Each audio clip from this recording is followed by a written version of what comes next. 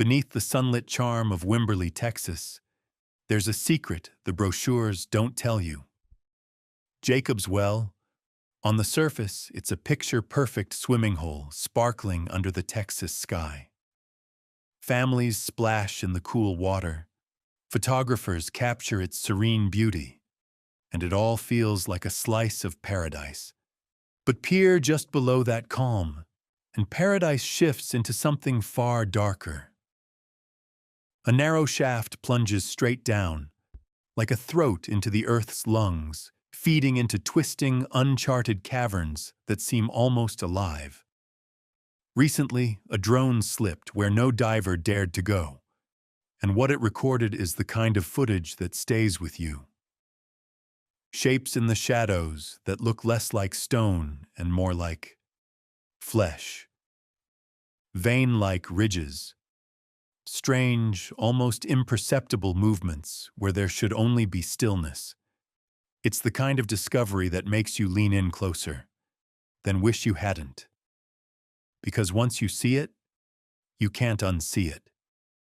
It's the kind of discovery that makes you lean in closer, then wish you hadn't. Because once you see it, you can't unsee it. And if you're the kind of person who needs to know what lies deeper, beneath the water, beneath the earth, beneath the story they tell you, hit that subscribe button and come with me.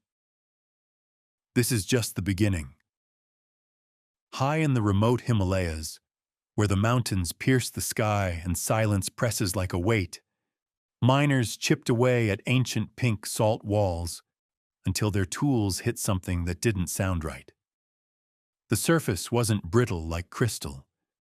It gave way with a soft resistance, almost organic. When the slab broke free, the men froze. Before them lay a cross-section that could have been pulled straight from a butcher's block. A thin, pale outer crust like skin, beneath it a creamy, fatty layer, and then deep red, striated muscle fibers running in perfect alignment.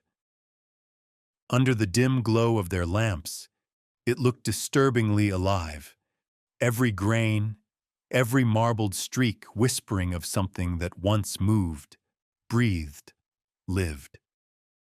Side by side with cuts of pork or beef, there was no guessing. It was identical.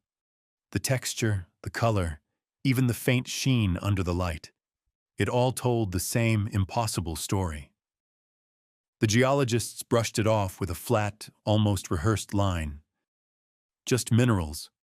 But the miners kept their eyes on the slab, a cold certainty creeping into their bones.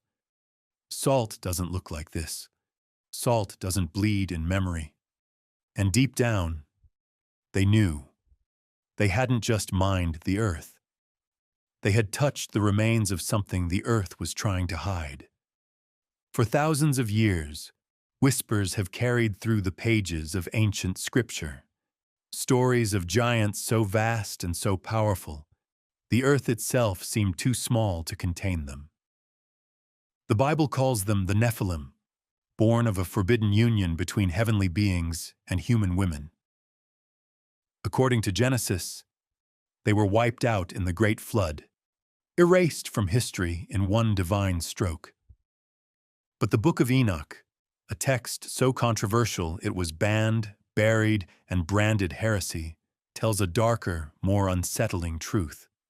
It says their spirits were condemned to wander the earth, restless and unclean. And their bodies? They were not like ours. They were crafted from something unnatural, something resistant to decay, immune to the slow rot of time. What if those bodies didn't vanish beneath the waves? What if they sank into the bedrock, their flesh hardening, their bones turning to stone, their very muscles crystallizing into the salt veins we now carve, mine, and sell in neat little packages? Every grain, every shimmering pink shard could be more than a mineral. It could be a fragment of a judgment long past, a silent reminder that what God buried, man is now digging back up. Across the world, From the frozen edges of Siberia to the rugged peaks of Pakistan, strange discoveries keep surfacing. Slabs of stone that don't just look like raw meat. They are raw meat in every detail but name. Deep pink in color, marbled like a prime cut, with fibrous streaks that run through it exactly where muscle should be. When miners split the rock, a fine powder spills out. Salt. But not the flaky white crystals you expect. This salt flows in layers, as if following the blueprint of human anatomy. A tough, skin-like outer crust, a fatty band beneath it, and dense, striated muscle at the core. In the dim glow of headlamps, Pakistani miners have been caught on camera, holding these slabs with a nervous grin. Looks like pork, they joke. Looks like chicken. But the laughter never lasts, because once the shock fades, something else sets in, realization. If the Nephilim were real, if their bodies truly turned to stone after divine judgment, then these so-called salt mines might not be mines at all. They might be the graveyards of a race too dangerous to survive. And every time a slab is cut, every time a truck hauls those glittering pink blocks to market, humanity might be slicing through the very flesh God tried to erase. Most people have never read it, not because it doesn't exist, but because someone, somewhere, decided you shouldn't. The Book of Enoch. Once known to early believers, now banished from nearly every Bible, labeled heresy, hidden in the shadows of history. Inside its forbidden pages lies a tale too disturbing for polite sermons. It speaks of angels, mighty, radiant beings, who defied heaven's command and descended to earth. They did not come to watch. They came to claim. They took human women, and from that union came something monstrous, the Nephilim. Giants taller than trees, stronger than beasts, hungering not just for food, but for blood, power, and control. They taught mankind the secrets of war, sorcery, and weapons never meant for human hands. When the earth could no longer bear their corruption, God's decision was swift, a flood not to wound, but to erase. Yet Enoch writes that not all perished. Some were buried alive, others frozen where they stood, their bodies forged into the very bones of the earth. Flesh hardened into salt, veins turned to mineral, eyes sealed in stone. If that is true, then every glittering grain from these mountains is not just geology. It is a relic of divine judgment. And every step we take across the earth may be on the skin of giants the world was never meant to remember. Deep underground, far from sunlight and wind, the miners strike another vein. But this time, the slab they pry loose doesn't shatter into crystalline fragments. It bends, it pulls, it tears. In their hands lies something no one should be holding. Pink Himalayan salt, they say. But the texture tells a different story. The outer layer has the faint roughness of skin left too long in the sun. Beneath it, a softer, almost greasy band gives way to dense, fibrous strands that split like muscle under a butcher's knife. When a blade slides in, it doesn't crunch.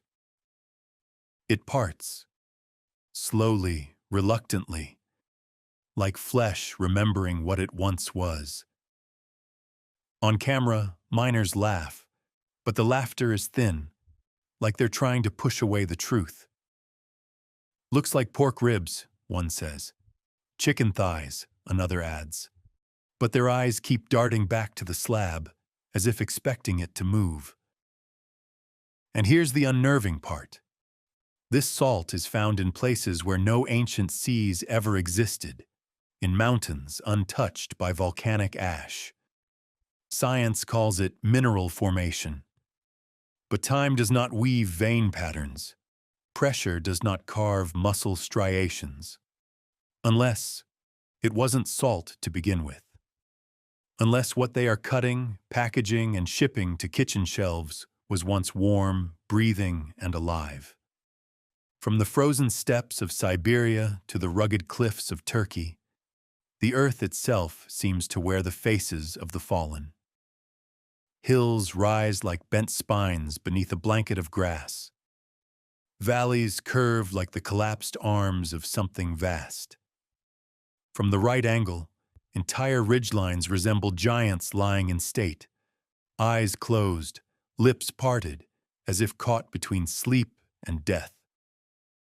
And then there's Wyoming's Devil's Tower. It doesn't just dominate the horizon, it demands your gaze. 1,200 feet of sheer ribbed stone, its top unnervingly flat, as though something impossibly huge had been severed clean. Geologists call it a volcanic plug, but others look closer and see something far more unsettling. The vertical striations aren't cracks from cooling lava. They are fibers, cellulose fibers, the same kind found in the trunks of trees, only on a scale that dwarfs any forest we've ever known.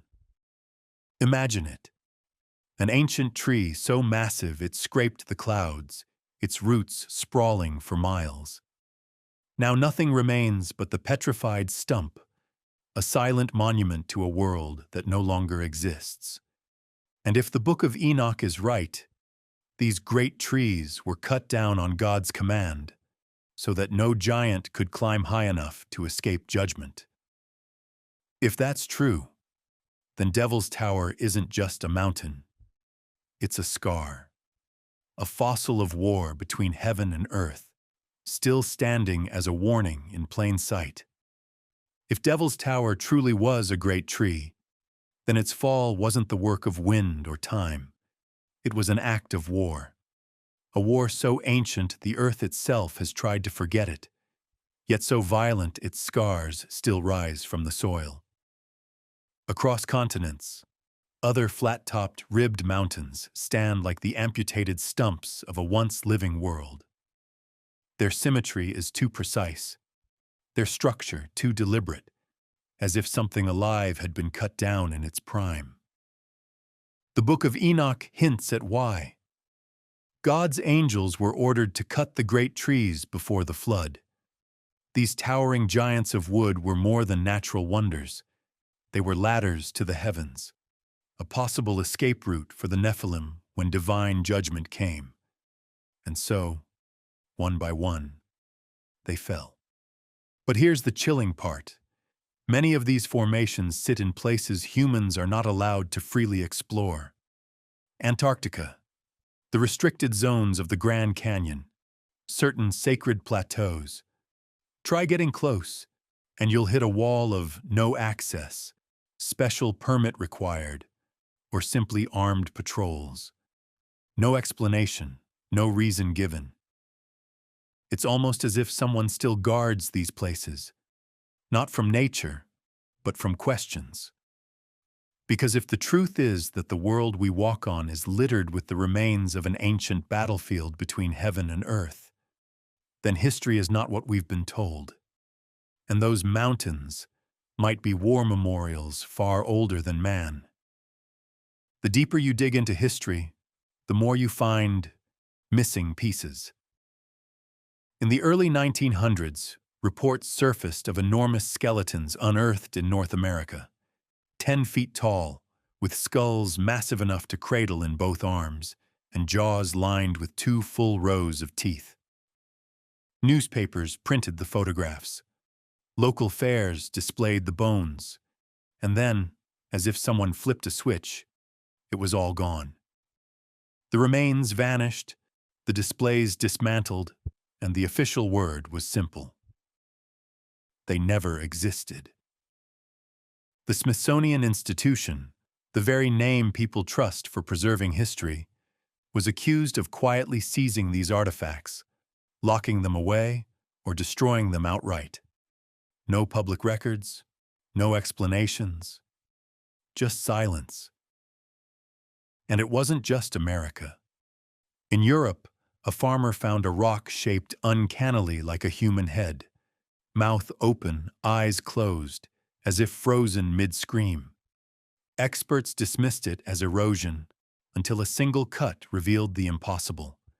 Inside were layers that looked exactly like muscle, sinew, and bone. No museum would display it. No laboratory would test it. The farmer was told to forget it. Why? Because if even one of these cases proved true, the ground under every belief system, scientific and religious, would shift forever. The timeline of humanity would have to be rewritten, and the comfortable version of history we've been taught would collapse overnight. In the world above, life races on. An endless stream of trending dances, reality TV, and breaking headlines that vanish within hours. It's a carnival of distraction, loud enough to drown out the quiet hum of excavators slicing through something ancient. Beneath the noise, the work continues. Bulldozers carving pink slabs from mountains, grinders polishing them smooth, factories packaging them neatly as wellness salt or decorative stone. All the while, the truth is quietly erased, one shipment at a time. They don't need to burn the evidence. They only need to keep you looking the other way. Because if you stop to see what's in plain sight, the mountains shaped like sleeping giants, the salt that tears like meat, the fossilized stumps of impossible trees, you might start to connect the dots. And here's the question no one wants you to ask. If these were just mountains, just salt, just rock, why does it feel like we're not allowed to wonder? Why are the most curious minds blocked from the most curious places? Maybe the giants were destroyed. Or maybe they're still here, silent, motionless, watching, their bodies forming the ridges we hike, their skulls shaping the hills we pass without thought. The earth may be their tomb, but it's also their camouflage.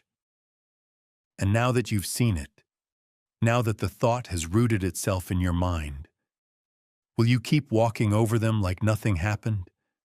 Or will you start looking down? And if you've made it this far, you're not just watching, you're searching. You're the kind of person who looks beyond the surface, who isn't afraid to ask the questions they don't want answered. That's why I make these videos, because someone has to keep digging. So, if you want to go deeper into the stories they bury, the evidence they hide, the truths they hope you'll forget, hit that subscribe button, turn on the notifications, and stay with me. There's so much more they don't want us to see, and we're just getting started.